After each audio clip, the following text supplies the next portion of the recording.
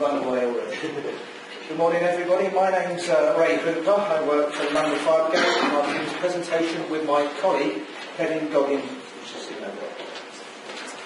As Mike said, we haven't had far to travel here. We're literally 2 minutes round the corner. I was actually walking to the Southwark offices at Tower Bridge till Kevin told me I was going the wrong way. So as a GIS manager, I was geographically quite embarrassed by that. Right, what we'll talk about, as you can guess, is the use of InstantAtlas desktop at London Fire Brigade. But before we start, let's give you a bit of background. So this is what we're talking about. So tell you who we are and what we do. We'll talk a little bit about performance reporting, which is what Kevin's going to talk to you about. We'll look at how we've mapped our data over the years before InstantAtlas, and obviously with InstantAtlas, and new ways of visualising. You guess what that's going to be about. Okay, so who we are. Well, we're the biggest and busiest brigade in the UK. So what do I mean by biggest? Well, we're not biggest by size. We have an operational area covering all of London boroughs, so about 1,600 square kilometres. So compared to something like Yorkshire, we're not obviously geographically the biggest brigade. We are the busiest though. We have 112 fire stations, plus 1 river station. So there's quite a few fire stations compared to all other brigades. And all full-time staffed. We receive approximately about 250,000 calls a year, which compared to the Met Police is nothing really, but compared to other brigades, that's quite a hefty amount of calls.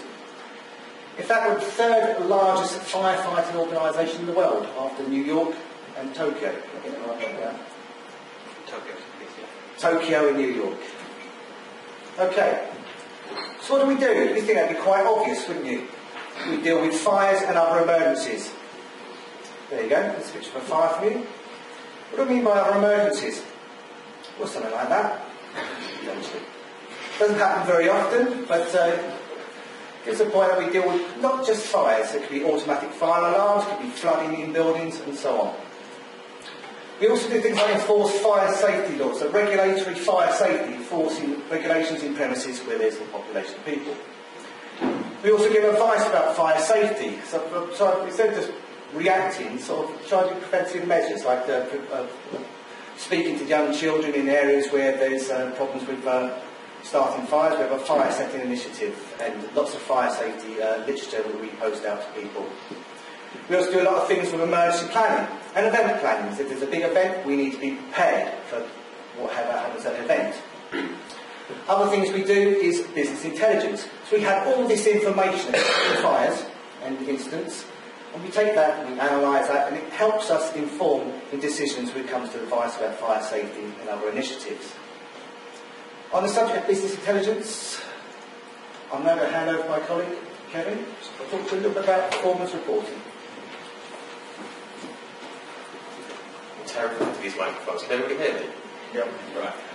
The reason why Ray's kind of hoodwinked me into coming along today is really to kind of give a bit of an idea of why we're so enthusiastic about practically any way of visualising our information, especially affordable ones.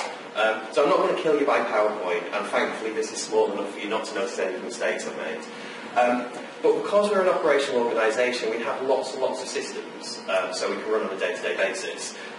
From obvious ones like actually mobilising to incidents, to slightly more obscure ones like our training systems, our ordering systems. Unlike a lot of the other services, when we mobilise to an incident, we have to have a minimum turnout and a minimum skill set.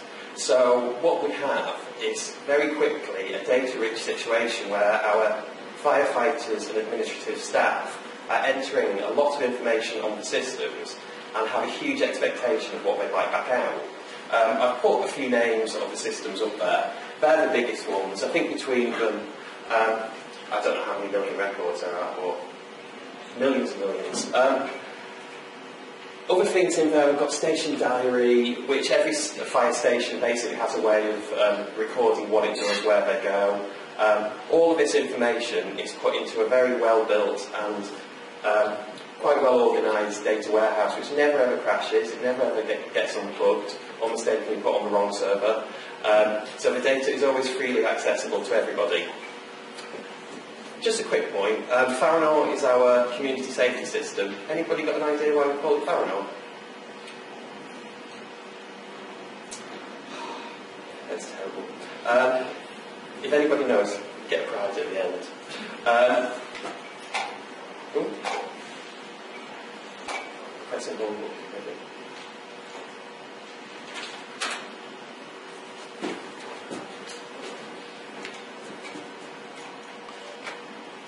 Here we go. Indicators. I'm suspecting most people in the room from public sector organisations and know exactly what indicators do. They're like rabbits, not looked after. You start off with 2 of them and end up with hundreds. Because we're basically an emergency response organisation and a local authority, we have indicators coming at us from left, right and centre. So some of those you look at and think, that seems pretty reasonable. Primary fires, time spent on community fire safety activity. As Ray's already mentioned, we go and inspect buildings.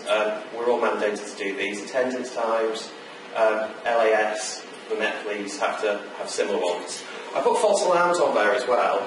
I don't know how familiar people are with the services we go to, but if you're in the borough of Westminster and a firefighter, 2 out of 3 calls are going to be a false alarm, which is pretty damn soul destroying, especially if you're a new recruit. Operational sickness, again, I've already mentioned we have to rotor in people on a daily basis. So for 2,500 staff per day, if there's not enough people at a station for a minimum attendance, we have to move them from one station to another. So again, another operational system to put that in place.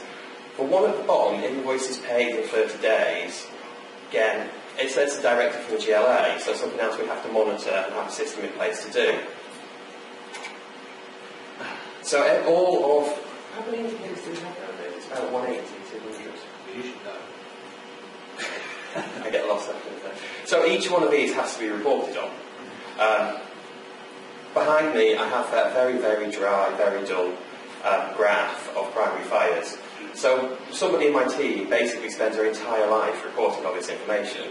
The department heads love it. I'm assuming 1 or 2 department heads look at it every so often. If anybody managed to look at each one of the 200 indicators on a regular basis, I suspect they probably need to be doing something better. And apart from that, there's many, many, many head of service reports, external reports. What we've got ourselves into a situation where we're very data rich, we have a lot of operational data, we also have a lot of data designed for heads of services and external partners. What we're not very good at is the performance management information to the middle managers for bits what happen in the middle. Behind me I have a report which was described by the head of our department as useful but underwhelming, which is exactly what it is. You can't see the figures too well on a screen like that, but that's really designed for Borough Commander, better one for Barking and Dagenham, and they've chosen a discrete number of local indicators to measure on a regular basis. Now, I don't know whether it's any other fire brigades or police organisations in the room, are there? I don't know whether it's a hand going up or an itch in the head, but operational people generally don't like to wade through Excel documents too often. What they like is to see green where it's green and red so they know to get somebody else to do a bit of work for them. So something like this has its use, but when we're getting to more and more indicators, there has to be a better way of presenting it, which will lend on quite neatly to Ray in a second.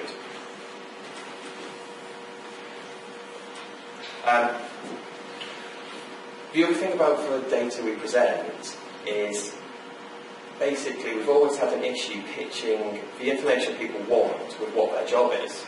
So I think somebody mentioned from the previous talk about people not trusting it and wanting to see all the raw data. When there's the amounts flying around that we have to draw a line at things like that and be able to present it to them in a simpler way as possible. So times we can go for very, very advanced NASI mapping, which Ray loves doing, but when you've got lots and lots of middle managers and borough commanders and station managers, they want it as quickly as possible. So they can make a very quick decision and then move on to what we're doing next. So again, it's not slightly with tick box reporting. Can't really see that, but That was my lovely graphic, and it's not even an English firefighter, so thankfully there's no operational people in the room. Where something like InstantAtlas comes in, and Ray's going to go into much more detail, is as well as geographical ways of representing it, our management structure lends itself very well to viewing things as a map. We have area managers, borough managers, station managers. We have inspecting officers based at various locations around the organisation. I'm not wanting to blow it and show you, but Ray's going to show you something else about reporting department-wide as well on InstantAtlas, which actually has been quite handy for rendering information quite quickly. I'll hand back to you, Ray. Okay. Right, before we get on to the InstantAtlas bit, let's just talk a little bit about mapping our information. Okay, we've been using GIS at the Brigade since about 1999, so it's desktop, web-based and embedded in other systems. Okay, so we've used Northgate. Anyone heard of Northgate here? No? Yeah. MapInfo, obviously, that's the desktop we've used years ago. ProCAD is our command and mobiliser system, and we use GIS embedded in there. Corporately now, we use CAD Corp for our GIS, and we also use Esri for our gazetteer. We use a locator hub. So lots of different GISs, some embedded, some desktop, some web-based. Use lots of different mapping and location data. For example, obviously we use the Ordnance Survey. We're part of the public sector mapping agreement, signed up to that, get all our maps for free now. We also use the AZ mapping. AZ's been used at London Fire for decades and decades. Everyone loves an AZ map. It's always been used, and we continue to use AZ mapping. We use other products like aerial photography from the Geoinformation Group, and we also use their UK map product. Anyone heard of that? It's only based in London, that's probably why. GeoPlace, we're using the NLPG, we're going to be using the new address-based gazetteer as well, when that's finally rolled out completely. And we use data from other sources like the Environment Agency, like SSSIs and other environmental information that's of use to us.